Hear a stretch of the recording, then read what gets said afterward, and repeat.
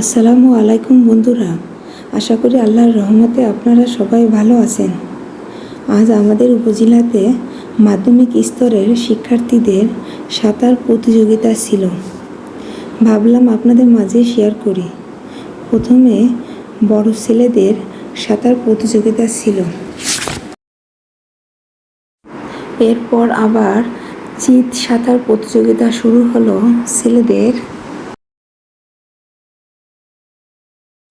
এরপর আবার মেয়েদের সাঁতার প্রতিযোগিতা শুরু হলো। তারপর আবার ছোট মেয়েদের সাঁতার প্রতিযোগিতা শুরু হলো।